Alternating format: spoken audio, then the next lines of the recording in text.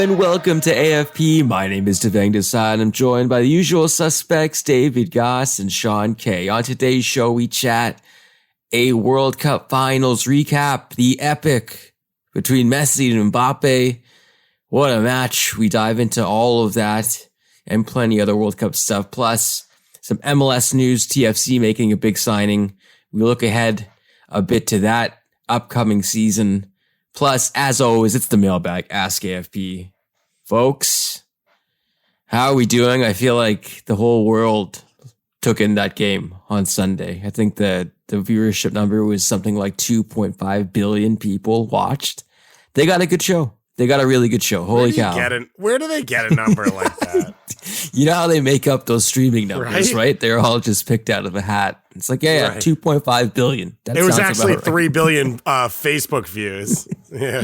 The completion time was like 20 seconds, not the full match. But yeah, that's how you fudge the metrics. But it did feel like everyone was watching, and rightfully so. What a spectacle. I know this tournament, a lot of it didn't feel great, and we've talked about all of the issues that have gone into Qatar hosting this tournament. But on Sunday, I think the final that we wanted to see, we got a really good game between two historic footballing nations and two superstars who played like superstars. I mean, what else can you say? It's pretty special, and all that to say as well. We were 10 minutes from not seeing any of that because it looked like Argentina was going to coast to a 2-0 win. Yeah, it was a bizarre one, but it was, I think, as you said, as dramatic as a game as we've ever seen. And, the tough part with this World Cup is enjoying the gameplay and whatever doesn't excuse the other parts of what happened or apologize for them in any way. But, there's a reason we love the World Cup, and there's a reason that it's special is because it, one, combines everyone, and two, with one game and one moment, like everything matters. And I think we saw that over the course of the month, and it was really special, and it was a lot of fun, and it's definitely the best sporting event in the world. And normally it's like despite the final, and now this one has that part of it in it. And so it's like, oh wow, holy crap. Yeah, it was, and I'm still living in the moment, so it's tough to sort of look back and react to not anything that you're just feeling. But yeah, it definitely felt like you're watching something that you're going to remember for the rest of your life, whether you were 10, 40, 80. It's one of those moments that you're just going to always remember, that when the two biggest players in the world right now just put on their working boots and just provided the world everything that they wanted. It was incredible. And I think, I don't know, maybe I've been a little hard on Kylian Mbappe over through his career, and he's won so much, but I just wasn't sure if he was going to be the next 1A, and 100%, there's no question about it. He is a phenomenal talent, and I'm excited to see when he hits his peak, what he can do. It's one of those things where I heard this argument. It's like, well, people remember what Mbappe did in this game, and will it be just another footnote in World Cup finals? But no, I think it'll stand out on its own, and it'll be one of those performances that it gets its due, even though France is on the losing end of it. I mean, just an insane series of events from the 80th minute onward, and that included Messi scoring an extra time. Like I said, I think we're going to cover all of this, but I did think the post-game stuff was strange in many ways. This trophy celebration took forever to start, and I wasn't sure why. I just had an ominous feeling, I guess, and maybe it was because they were preparing all the trophy stuff and the stages and whatever, but it just felt like a very, very drawn-out, long process. And maybe it was because all of the stars of the game were being featured once again, and they deserved that kind of theatrical weight, but I thought the game was amazing. The end of it all felt a bit surreal, I think. And then obviously the scenes from Argentina and Argentina fans around the world. Holy hell, what a party that must be. Yeah, I mean, we've talked about it a little bit, but, it's one of those. I've been to one Argentine World Cup game. It was a group stage game. Like, I can't even imagine how that elevates.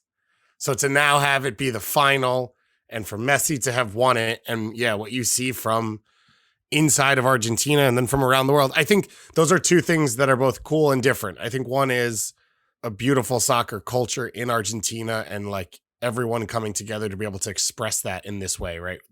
That's what we're seeing in those crowds that we see from Buenos Aires. And then the other is I just think at this point in the way it went, so many people were rooting for Messi that it was almost like the world was all cheering for him and cheering for Argentina. And that's unique because as much as there are global stars and Brazil's probably the one where maybe it also happens because what they mean to the game and to so many people when they play as a national team. But like, I don't think any of the finals that we've seen, at least in my lifetime, has had so many people feel the same way and cheer the same way.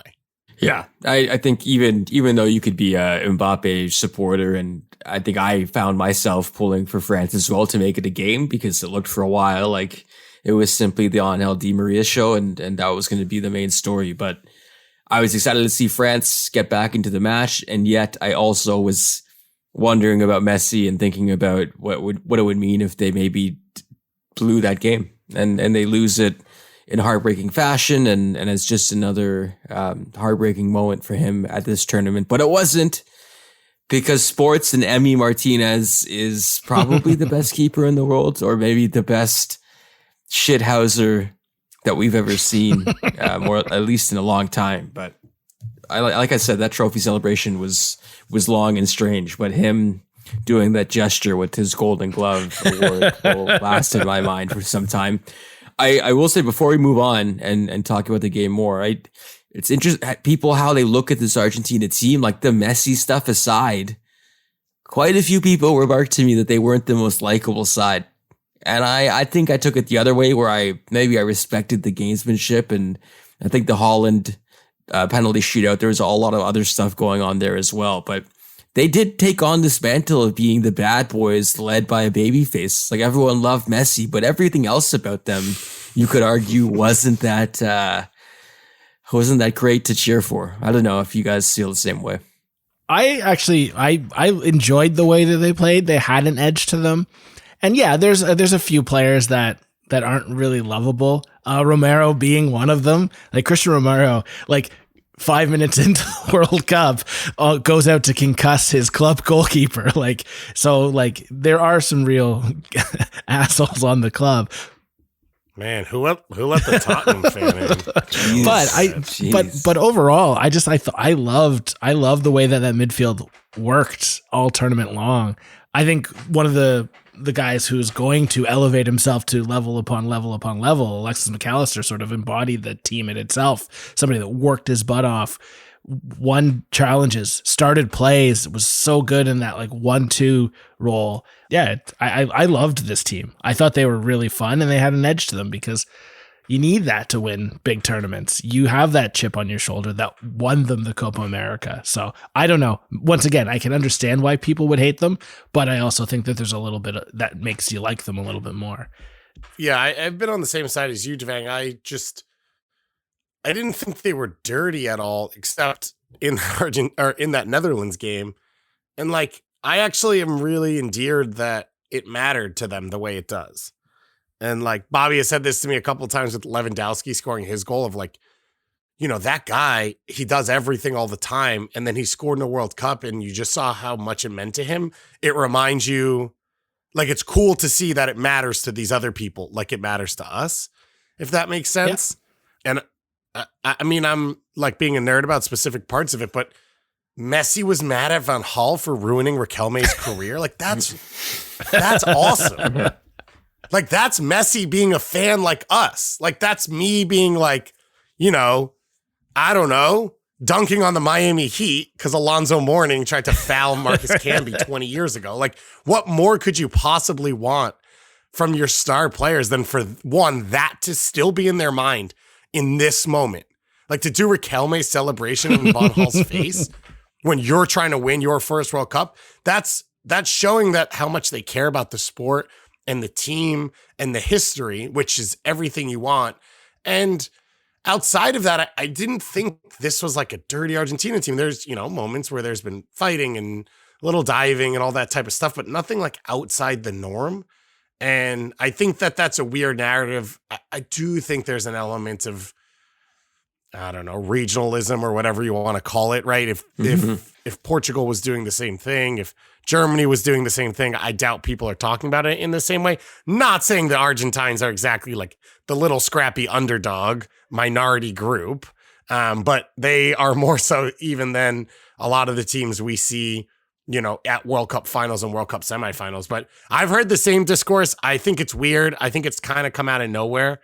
But I don't agree with it at all. I really enjoyed this team. And one of the things that's been surprising to me, and actually I didn't realize it until like an hour before the World Cup final, is I didn't realize people thought France was favorites. Like, it was a no-brainer to me that Argentina has been the best side at this tournament outside of the Saudi Arabia game. It was clear to me they were favorites, unless Mbappe created a bunch of moments, which he did. And still, outside of the 3 minutes to close the game when no one wanted to tackle Mbappe because everyone was too scared, it never felt to me like Argentina was going to lose unless it was in penalties. No, that's true. And we watched Teo Hernandez get cooked just repeatedly for a shocking amount of time. That will last in my brain as well. No, these are good answers you guys give. And I think I was letting the discourse sway me a bit. I saw there was some poking fun at Mbappe in the locker room as well after the game, but it's a huge moment. And I'm going to choose to look at this as just celebration and joy and a good moment for the game. When we come back after the break, obviously, we get into everything else World Cup related, including a deeper dive on this final and some closing thoughts coming up next.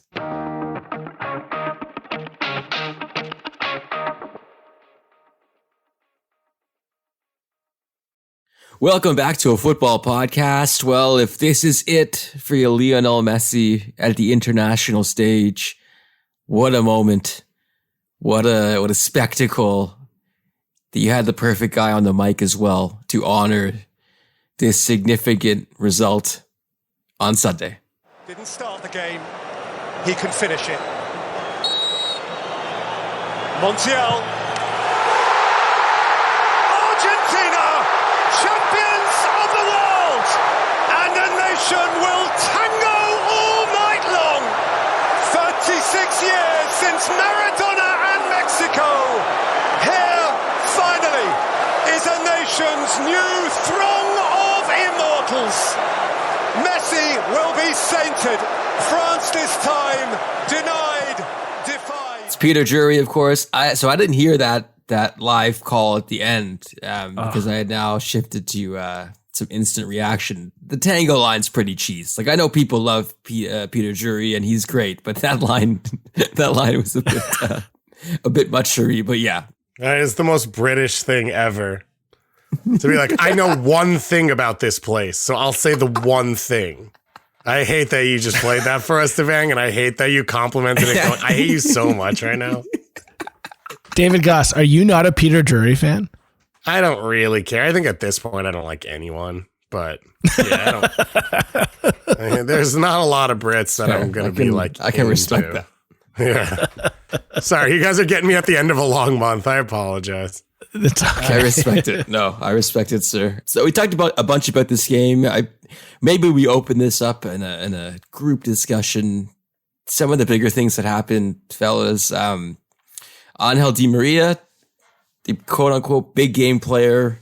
There was a big call by the coaching staff to insert him in the starting lineup, and that seemed to be one of the master strokes of the match. You also had Didier Deschamps, I would say, doing some unorthodox things in an attempt to get this game going correctly for France, including some pretty shocking substitutions just before halftime. But I think the Di Maria story will be one I remember as well, of course, outside of Messi and Mbappe, and someone who, like, if you've been prem-pilled and you only watch the Premier League, and maybe you're a Manchester United fan, maybe you only have not terribly great memories of him, but consistently a very, very excellent player that does have a tendency to show out when he needs to, really, because that was just incredible.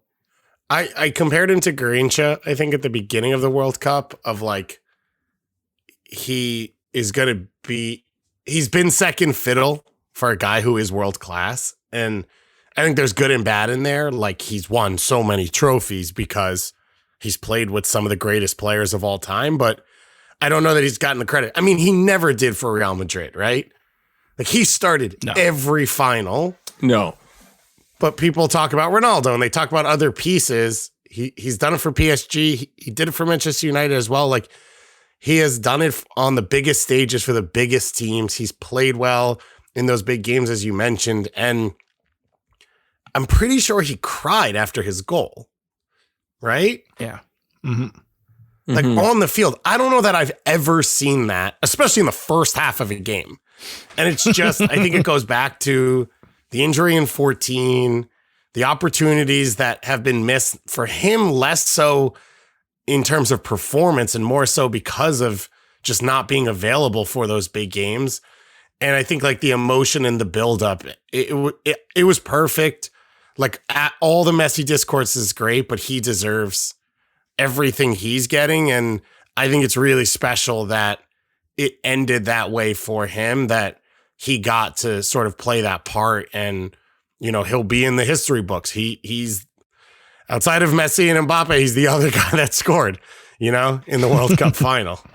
Yeah, it's one of those things, like, you sort of, I don't know if you knew it was going to happen, but you knew that France was going to clog up the center of the park because that's where Messi seemed to operate in this match.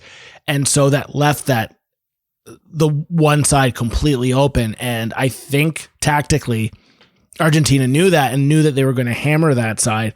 And then to hit on Di Maria having such a strong game and having that opportunity to continually attack, it was almost like that perfect relationship of tactics and an elite player rising into the moment.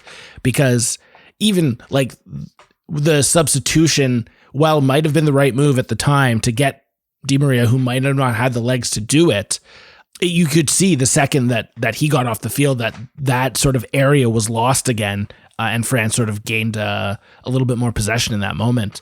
But it was a hell of a game by him, and it was a incredible 45 minutes by Argentina. It was a one-sided affair. It was I was sat there at halftime being like, I don't think I've seen such a dominant performance from a team in a long time, and it was just so nice to see. I don't think I've seen. This is what I said. Right now, we're all hanging out together, rewatching the game. I don't think I've ever seen that dominant a half in a World Cup final. No, there's been good stretches, and Spain played a certain way, and that Dutch team played a certain way. So the game, played out like obviously a lot of Spanish possession, but we've never really seen a goal difference in a World Cup final. It's outside of France, Croatia, which I think was a little bit different because I think those two teams were at different levels. Like, that was new. And so, as you said, like, the dominance that Di Maria brought them, the way they played, honestly, that's where I think there's a lot of places where Scaloni deserves credit, but no more so than I spent an hour going into the game being like, Di Maria's starting, so he's on the right side, turn Theo Hernandez into a defender, try and pin Mbappe if you can. If not, take advantage of the space he leaves. And so to start Di Maria, but to put him on the left and force Dembele to be a defender and then take advantage of that and sort of allow Messi that natural body shape to open up and keep switching the ball to Di Maria when he comes in on his left, like it worked to perfection. And the only mistake they made, which is a mistake every team has made at the World Cup, so you can't really blame them, is they had to go up 3. They needed the third goal to kill it, and it's a World Cup final. France is there as well, so it just didn't happen. It's the most dangerous lead in sports. We all know 2-0. I consider myself a soccer fan and someone who watches quite a bit of it throughout the week, quite a lot of it probably, to be honest. I had not heard of Randall Kolo Muani before this tournament. I'll put my hand up and say I did not. And that substitution that Deschamps made, which was the double change, Giroud off, Dembele off. Giroud, it seemed like there could have been an injury issue there as well, but it was rather bold to me, shocking even. And I thought Muani was really good actually in this game when he got settled in. But I feel like in a losing effort as well, it's rare I find myself admiring the coach so much, but I do really feel like they dealt with a lot of weird stuff. There's a virus in the camp. A lot of key players already injured who weren't there that were going to be starters. Your Pogbas, your Contes, your Benzemas. They found a way. And I mentioned I hadn't really known a lot about Randall Kolo Muani before this tournament, but now I know a lot about him. Yeah, Devang, I'm kind of in the same boat as you. And I guess what's mind-blowing, but puts into context of why France could go to back-to-back World Cup finals, try and be the first team since Brazil in 1958 to win back-to-back World Cups, is because of the player pool. And so you talk about in that situation, he was a fill-in a day before the opening game of the World Cup for Nkunku, who is the star player of a Champions League team. You know, you're missing in this team Mbappe, you're missing Pogba, you're missing Conte. Like, not only are you missing guys who won the 2018 World Cup, you're also missing guys who have already replaced those guys. Like, some of these pieces were second and third string, including Teo Hernandez starting for his brother Lucas after he tore his ACL in the opening game. Like, it's just an example of how deep the pool is for France. And it is like one of the more incredible things in the world of soccer, that this country has built this system that just produces players at such a high level. Yeah, and I think the manager discourse, I think, is always one prime for stupidity, and I blame myself for that as well. I think I've dabbled in it, and just some of the things that I think maybe I was thinking going into this tournament about, like Gareth Southgate, and does he know what he's doing, and is he really up to this job? And I think my answer was yes. And I think for Deschamps, I wonder if he gets enough due for what he's done. And I mean, he did win a World Cup in 2018 and they came second this time. Just to note, Karim Benzema announced he's retiring from international play the day after this World Cup final. So France will be fine. Don't cry for them. I think they'll be back with quite a few megastars, including Mbappe. Mbappe winning the Golden Boot, outside of him winning this whole thing, I felt like it was justice for how special he was, and bears repeating how young he is, and whether or not he is on that track to maybe being in the same conversation as them. But I think he is, in the sense that I think Messi and Ronaldo are probably the vanguards of this era. But now you can say Mbappe is going to be one of those players as well. Yeah, I think so. Like, I think the one thing that holds me back a little bit is just how ridiculous Messi and Ronaldo have been for such a long period of time.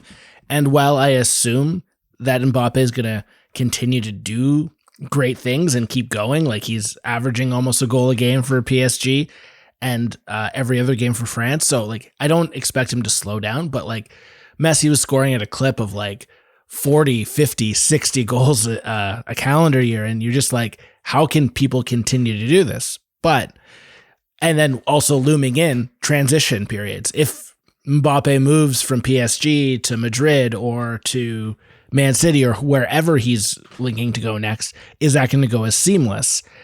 Or does he stay in PSG and then always have that tag of, and I mean this with like sheer jest, but like in a farmer's league, and always have that on him. Like it's, I would just say that while I agree that Mbappe is going to be the elite guy, it's really tough to measure him up to these two elite athletes that have done the unthinkable before they entered into the scene 15 years ago. So yes, he is, but I would say just like we're measuring him against, in my mind, the two of the top 5 greatest soccer players of all time. So remember that.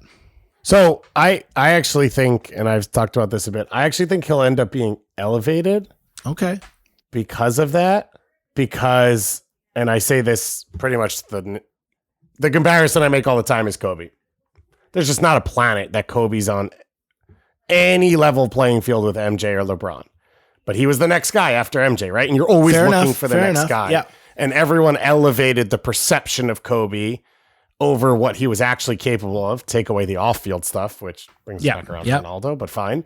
Because he was the next guy. I think that will happen to Mbappe for good and bad. right? It elevates him. It also, as you said, puts him up against a really tough comparison. Like Messi's goals and assists per game will probably blow away whatever Mbappe does. I also think, and this is one of the things I come around to watching this World Cup, and maybe it's unfair because Messi's younger than Ronaldo and has seemed to age a bit better.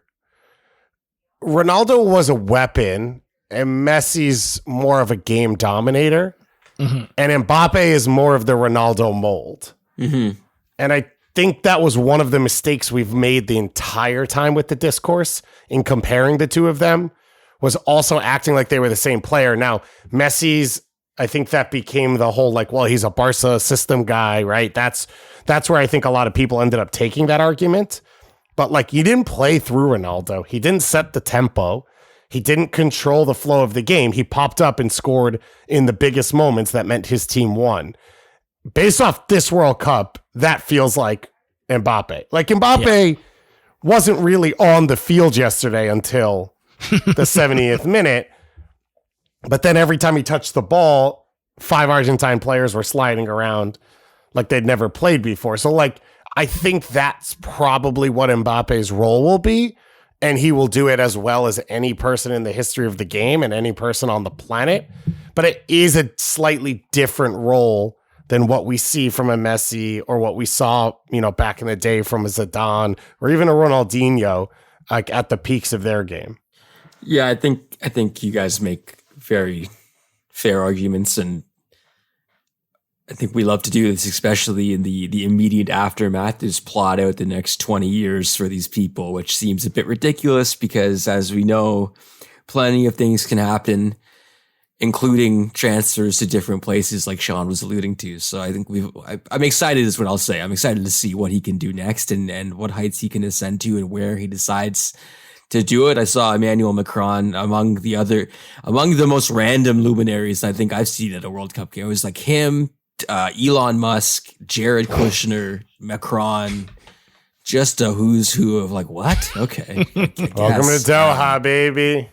Jesus, seriously. But Mbappe kind of being like, hey man, give me some space here. And then Messi spiting Salt Bay and being like, get away from me, was probably the highlight of the post-match ceremony, because Salt Bay is cooked. Get this man off my television. Why is he still doing, like, why is he an influencer, I guess? Is this where we're at as a society? I think so, because I think other Argentine players were like stoked to take pictures with Salt Bay. Yeah, but he was like grabbing Messi, like Bush physically trying to get him for a photo. This guy put some salt on some meat, and now he's doing that. I don't know. Not to get too sidetracked by that, but I think it's a good spot to maybe give our final World Cup thoughts as we wrap up this tournament. It was, like I said, not a normal World Cup by any means, including when it fell in the calendar. Some amazing stories, including Morocco and them making history, by becoming the first African team to make the semifinals. That was an incredible run. We had Canada, of course, in this tournament. We had Croatia. We had Alphonso Davies scoring the maiden goal for the Canadian men. We had an inspired U.S. run. A lot happened in this last month, but I'm wondering if you guys have a final parting shot for this tournament. Yeah, it's such a weird decision. Like I think after the game was done, I had chatted with a couple friends, and I'm like, of all the World Cups I was cheering against to be a dud, this came up and was potentially the best ever. It had it all, and I will remember it with mixed emotions. But from the Canadian side, it's a moment of pride. It's a moment of 36 years of dreaming and then realizing, and hopefully the next step is progression. And I think that's all you can sort of look at from a Canadian side. They showed up, they threw a couple punches, they took a couple punches, and they showed everyone that we're more than just a hockey country. And so I'm just glad, and we need to make that next step, because as crazy as it sounds, we're hosting the World Cup in 4 years, so 3.5 years.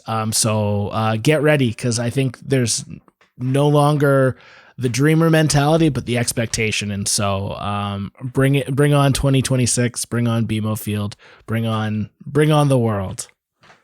David, I think that was a wonderful sentiment, Sean. And yes, I'm looking forward to 2026, even though we don't know how this tournament will be formatted or what they're going to do with the groups. A lot of questions remaining, but same question to you. I like the BMO Field thing. So yeah, that's kind of where I'm sitting as well. Is like make all of these people walk under the tunnel to get to BMO Field and do the whole thing. Yeah, it's really we'll have to figure out what poutine places are advising for everyone when they get there. God. In 3.5 years. God.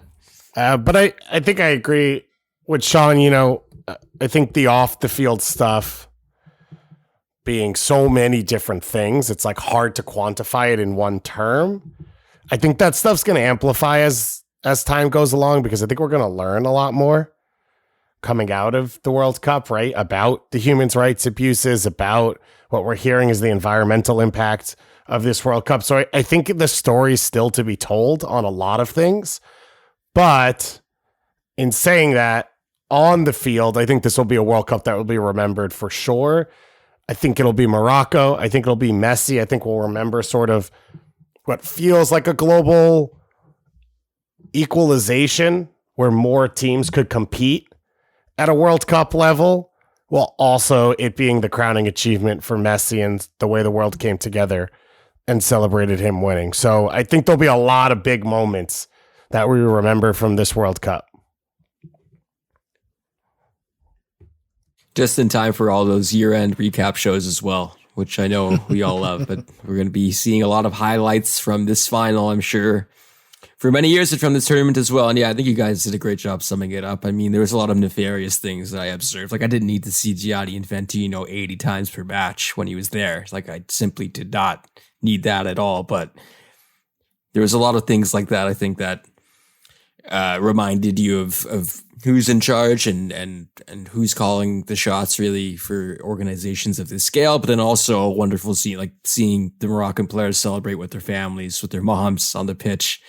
That thing, those images will stick with me, I think, for a very long time. So feels like every international event, basically, that's where we net out, where it's like, yep, this feels bad, but also, God, it's great. And sports and all that. And it's like every Olympics or World Cup, that's basically how we end and how we get ready for the next stop along the way, which for us is MLS land. When we come back after the break, TFC making moves, including Matt Hedges. We talk about it next on AFP.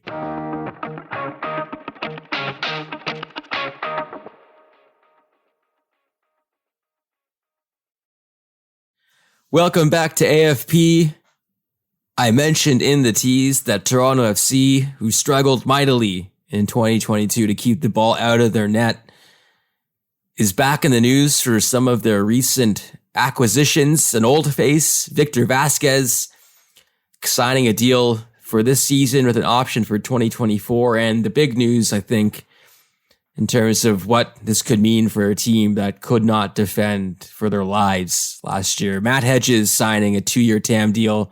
He's 32 years old. This is someone who's quite decorated. I've seen the Drew Moore comp be made by a lot of people, and you can understand why. Matt Hedges has won a lot of individual honors, and he's also helped Dallas accomplish some pretty impressive things as well during his tenure there, including serving as a captain for them. He's a leader. He's someone that you would hope brings some immediate stability to the back line, David. I think overall, all of those things I mentioned, those are the boxes you would want to check if you're TFC looking to rebuild. What was their biggest weakness last year? Totally agree. This was, I think, the first of everyone's shopping list. There are drawbacks, potentially. So that's where the danger sits, is how much guaranteed years do you give a guy where, Dallas let a lifer walk away, a former defender of the year in this league. There's a reason why. And so there's risk with it. And there was risk with the Drew Moore move as well. And it worked out. Now, I think Chris Mavinga being brought in, who is next to Matt Hedges, I don't think Shane O'Neill and Lucas McNaughton are at that level yet. as much as Matt Hedges would help them more than what they had in help last year, right? To help elevate their performances. I still think Matt Hedges alone is not enough. It's not Alex Collins or Aaron Long or, in his heyday, Chad Marshall or Jamison Olave. These guys where you could put whatever next to them and they'd still probably be at the center of a great back line. That's not Hedges right now. So it's the right move. And it's definitely a guy who you can help build the whole thing around because he is, a smart player. He's a leader. He's a veteran. But you still need to add more. Now, the one thing I'll say, and the nice part about free agency is you didn't have to give anything up. You didn't have to trade for him. You didn't have to spend a transfer fee. So for a team like TFC that's used some of those things to get a Mark Anthony K recently and whatnot, it's nice to keep all that powder dry to be able to now continue to add. Yeah, I think to me, Sean, this is just the first step of many, and it is an excellent start, as David alluded to, but they're going to have to rework this entire thing, and that starts from the goalkeeper position as well. We saw Alex Bono officially moving on. He signed with DC United, so that ends his. I don't think anyone thought he was going to be coming back, but some finality there. That's where we are probably looking at next, SK. I think we'll talk about Vasquez, but it's not just one center back that they need to add. No, and there's still questions. There's still mystery around Mavinga. I would say from a troll perspective, Chris Mavinga's Twitter account is the 1A or number so one much. Of letting you know. He just tweets something to be like, best 11. Yeah, he is best 11. Best 11. But yeah, they need to find themselves, I wouldn't say an elite goalie, but they need to find value and they need to bring in somebody that they know is their number one. But having somebody like Hedges right in front of that goalkeeper does give a little bit of protection. But this team is, still far from done. They need a left back. They need some midfield support, and they need to figure out who's starting striker for this club. There's still conversations about Ayo Akinola being shopped around. Jesus Jimenez is probably going to be moved out as well, if they can. So there's still a lot of spots, but once again, I think with somebody like Hedges, you create a good spine and a good place without spending anything. And once again, you probably could accumulate a little bit of value from an Ayo Akinola. I'm assuming there's a few teams sniffing around him, and the value is probably at a decent level. So if you can reinvest that currently, the TFC are in a good spot. I just would love to know, and I'm jumping into an Ask AFP question, but I want to ask it now. And we hinted about it in the middle of last season, but what is the bar for success at TFC right now for next year? Is it, you got to make a semifinal?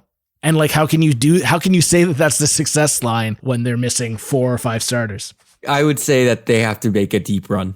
The financial outlay here, I don't know, is something that they can guarantee will be there forever. And in this changing landscape, I know that sounds like a buzzy marketing term, but I do feel like there's more competition for dollars in this market and within MLSC as well. And I think, the spend currently is very impressive, but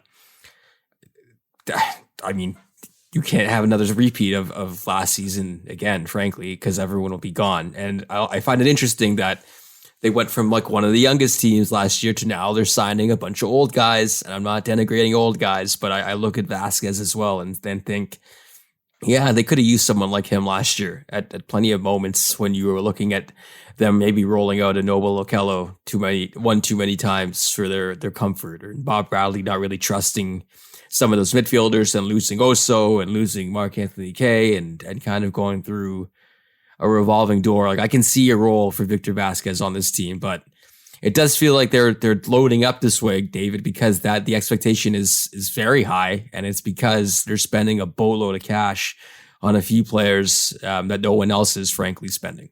I think if you're going to break records with your signings and sign guys in the primes and ends of their career, that the expectation should be to win, right? These moves were not made to build up over long term. These moves were made to win tomorrow. So that's the expectation the club put on themselves and announced to the world. And I don't know how you can get around sort of stating the same if someone's asking, Yeah. is Mavinga coming back? Who knows? Who will be the starting goalkeeper? Who will be the striker, as Sean's mentioned? I think I saw St. Louis as a potential landing spot for Io Akinola, which would be interesting. Expansion team. But a fresh start for him potentially. Why are they trading any of those guys? Why? I don't know, man. Petrasso? Why do they trade Petrasso? But Io and Jesus Jimenez, why are they not the two center forwards for next year? It's a great question. They've obviously over the last They're not good enough months, is the answer. They're not good enough to play with those Italians. I disagree, but I think that over the last 18 months, there has been long runs of moments, like let's call it 4-6 months for each, where they were playing at an elite level in Major League Soccer. Io scored a bucket full of goals. Jesus Jimenez scored a bucket full of goals. So they can do it at this level. And obviously they were doing it at a clip that maybe they couldn't replicate all the way through, etc. But it just seems like it's just not a fit. And that is such a bullshit answer.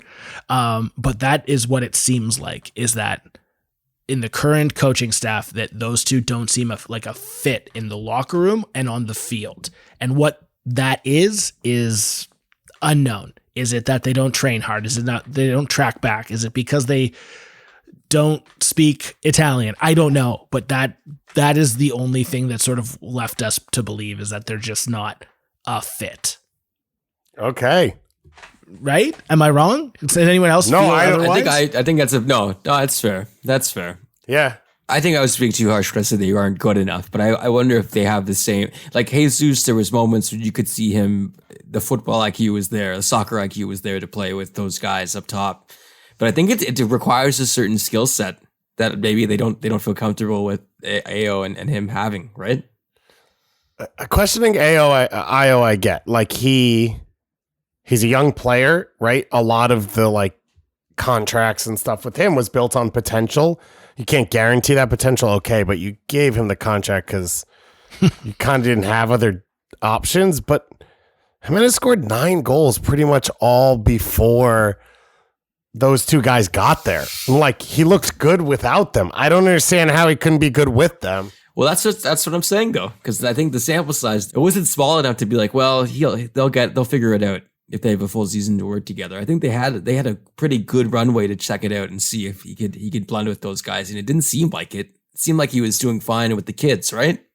But I feel like the goals would be okay. The goals don't really concern me as much. As much as I think a new striker up top would be interesting, I do wonder how they're going to fill out all these other spots going forward. And there's some busy times ahead for Bob Bradley and company. Just to close up some transactions, James Panton, as we mentioned, Montreal declined his option a few weeks ago, which seemed a bit strange, but he is coming back. Finally, a player is staying with Montreal, but this seemed like this would maybe be the outcome initially when we raised our eyebrows, David. Yeah, it seemed weird from the start. Like, those are affordable players in a salary cap league. It just, yeah, the whole thing seemed bizarre. Clearly, they were just working out the contract. I liked Pantomas last year. I actually liked Breza too. I don't think either of them are MLS Cup winning goalkeepers, but you need a roster. And I would assume the number that he's coming back on is affordable enough that he's a first or second. I know we kept saying like, oh, that's one of the things that keeps them from being the top team. They just sold Alistair Johnson and Georgi Mihailovic and Ismail Kone. Like, we're not talking about the 0.5% that's different between them, Philly, and LAFC anymore. So I don't think in terms of the changes that are going to be made that it was necessary to make a change from James Pantomas right now. You mentioned an MLS Cup winning keeper. I mentioned Alex Bono officially signing with DC United. I'm almost positive that Bones will have a bounce back season and be quite good for DC United. Good might be a relative term, and good is in the eye of the beholder, but one of those situations where you feel like someone needed a new start, and he's shown in this league and play at a high level, but it did seem like this was the best avenue for all parties. And I frankly, I want to see him do well there. I want to see him kind of refine his love for the game as well, because it was getting a bit painful by the end of the season. I mean, TFC conceded a million times, but their keepers weren't part of the solution, I'd say. But I think it wouldn't be shocking to see him respond well in DC. And we've seen similar stories, right? We've seen Nick Rimando sort of grow as his career went along. We saw Zach McMath last year, Tim Melia on a whole different level, Stephen Fry find his feet once he left Toronto and got to Seattle. Like, there's example of this. I don't think Bono will be the starter because Tyler Miller will be out the gates, but we've seen Miller go out with heavy injuries over the last few years, and I think that's where the Bono acquisition made sense for DC, of just doubling down at a style at that position so that they have the options when they need them.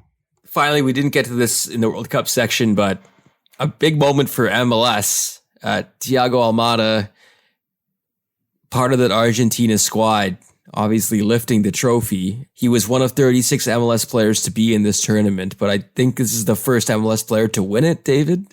I don't know how, like, this is a cool moment, and the fact that there are some other players from outside the Big Five leagues, I think, is important, but the fact that MLS was one of these leagues, if you're trying to sell this game or this league to people who are maybe not wide-eyed, but they're susceptible to flashy numbers and flashy statements, now that we can say a World Cup winner came from this league, we're good, right? This is the easy sale. We put this in a PowerPoint, send it off to print, and we see dollars. Yeah, if you're trying to convince the executive board of Boston Global, then yeah, Boston Consulting, then yeah, I guess you nailed it. There's no such thing as the quick fix, right? It doesn't exist. It's everything incrementally all at once. But I said this earlier today on something I was working on.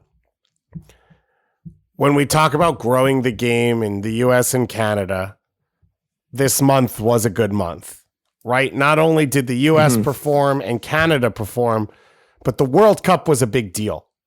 There are more soccer fans, more people who know the names of soccer players, more people who have watched soccer games, more people who want to watch more soccer games than ever before, because this World Cup was fantastic on the field. So, yeah, I know you're joking, and it's cool, and it's good that we can check that one off the list of being a league. I thought Bastian Schweinsteiger won it with Chicago, so I wasn't sure if Chicago had won a World Cup or not. But yeah, that's my feeling coming out of it. And also, Thiago Almada played. Yeah, Exactly. So suck it. I think it's cool. I think it's cool that it's MLS and the Portuguese league as the two breakthroughs here. I mean, Sean mentioned the Farmers League, Liga, but they had quite a tournament for their players as well, in terms of, you're like, oh wait, there's a lot of talent spread out across this world, in every pocket. Okay, that is our MLS roundup. The season is just around the corner. I know, shocking, but we'll talk about the news and notes of this league and more importantly, the transactions that are to come, because like we said, TFC has a lot of work to do on that front. When we come back to wrap up this week's show, it's the Mailbag Ask AFP.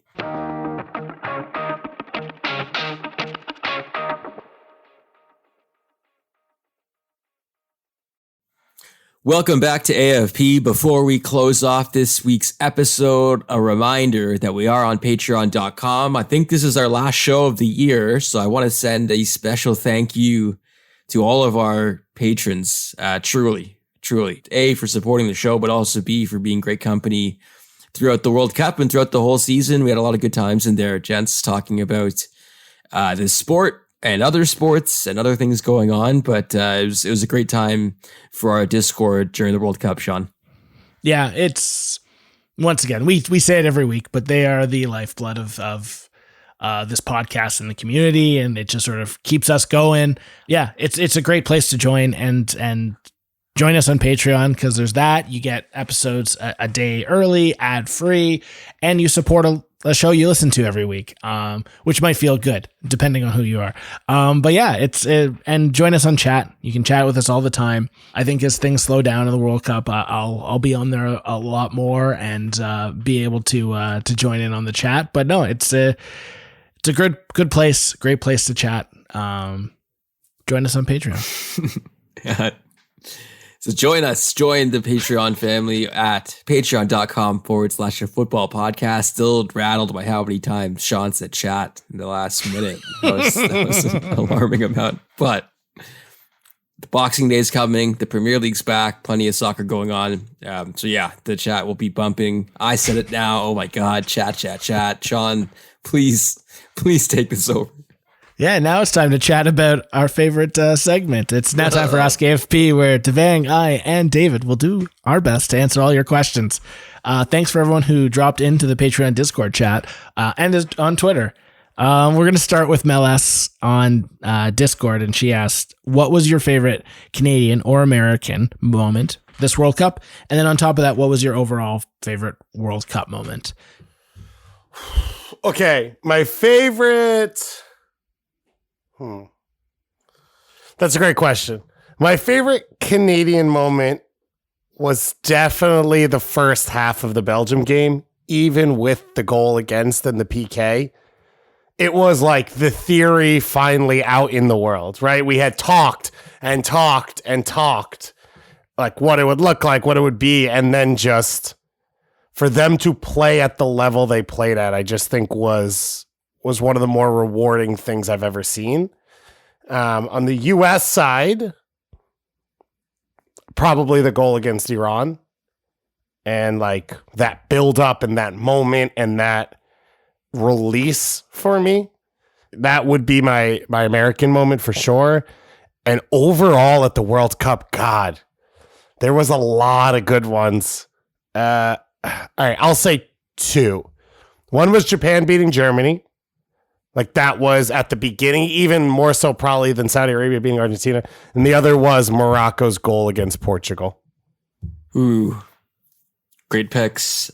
So Canada, obviously, it's F Croatia, my favorite moment. John Herdman saying the words that we all wanted to hear. I'm joking. No, it's the Fonzie goal for me. It is still weird, and the fact that the game was flipped so quickly after that I don't think we really had enough time to truly celebrate it. And because it happened like seconds into the game as well, it just felt like so much so soon. But having a chance to now watch it back again and just see everyone's reaction, see like the players individually reacting to the goal, like Jonathan David's expression in one of the photos, it makes me smile every time I see it. So I think for me, that moment will stand out for the Canadian side. And that Morocco is a great shout. I think that run was fantastic. That final day where you had the chance of Spain and Germany going out at the same time will be something I remember for a long time. And the fact that Japan somehow won that group and got maybe new fans in the process. A lot of good stuff. A lot of really good stuff. I mean, the U.S. moment, I also really like Tyler Adams in that press conference before the Iran match. Yeah. Kind of giving us a glimpse into what kind of guy he has and putting himself in the world stage. And he'll be there for a long time as well. Yeah, and I'll just jump on. I think the Tyler Adams was my thought as well. And then the Germany, Spain, that 90 minutes was just such a wild ride in a group stage. That was very fun to watch as somebody who didn't care about all four teams. But I think the Canadian moment for me, it's the national anthem, and it's not about the national anthem. Anthems are weird, all that kind of stuff. But it was just something, it was just like the moment that I had been anticipating for whatever, since I was 7, 8, 9, 10 years old. And like, it was the moment where you're like, holy shit, we're there. This is real. All these like hyperboles and all these things that you've said in the past are true. And it was, it's a moment that I'll probably never forget. So it was just neat. It was just a neat moment that you've dreamed of, and then you get to realize it. So, moving on, we have a question for Twitter. Trevor asks, while everyone's talking about Messi, was the Emi Martinez save in the 122nd minute the greatest, most important save in soccer history? If not, what do you think was better? Oh, it might go down like that. I wonder if Kolo Muani could have maybe chipped the ball. It seems like a lot to ask of someone in that situation, but I wonder if he's still thinking about that, and he probably is, because I felt like that was one of those tournament defining moments as well.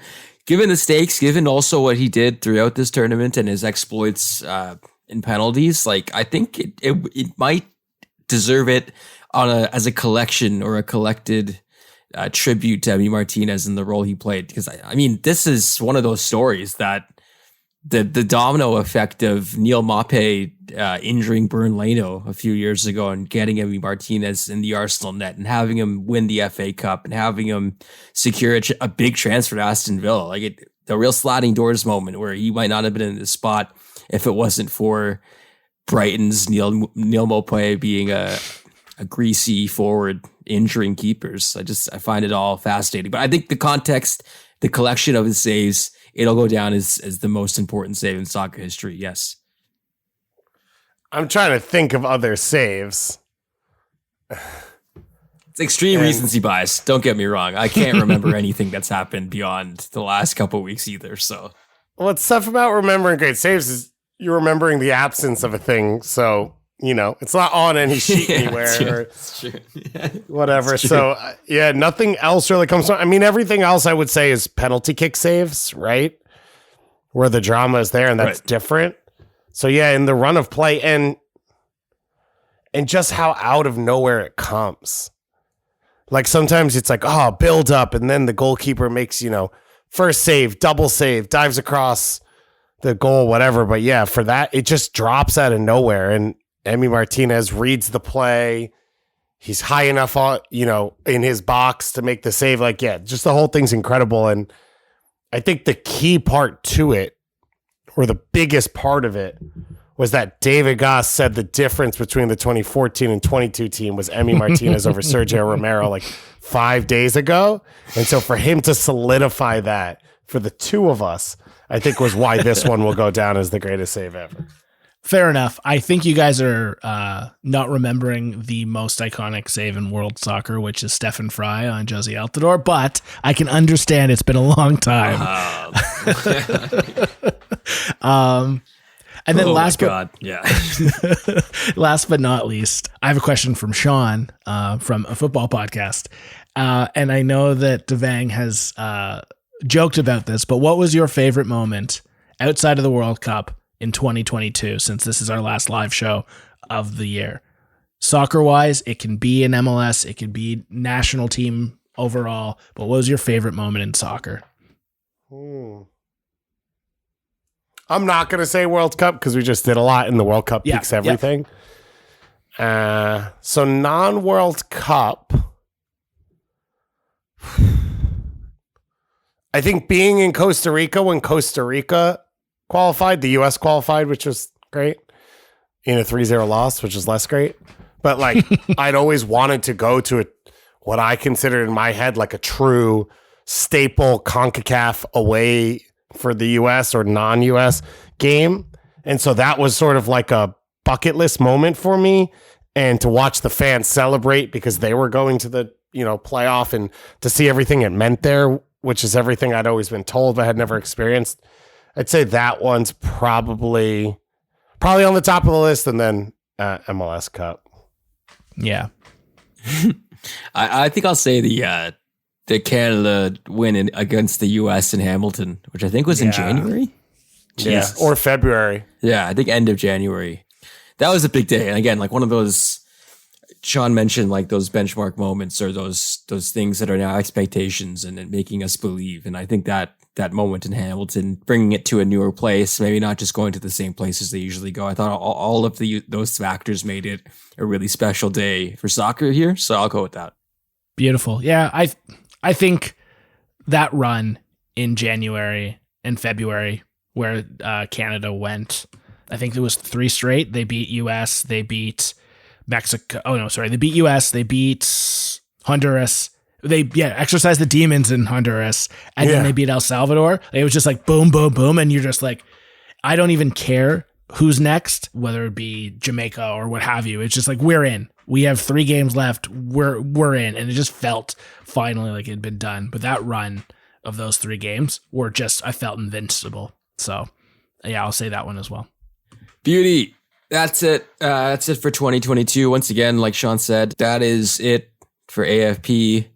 We will have some shows, though, in the next few weeks, some look backs to some of the work we've done and some of our more special interviews that we've done. So stay tuned for that. But a reminder, if you did enjoy this week's show or enjoyed this year's stuff from us, a rating or review would be wonderful. And like we did say a bit earlier, we're on patreon.com/football podcast. Join us there, get the show ad free, get it early on Tuesdays, plus join us on the Discord where we're chatting footy all the time. It's a really great place. And once again, happy holidays to all our wonderful patrons for being great. And we're on Twitter @footballpod.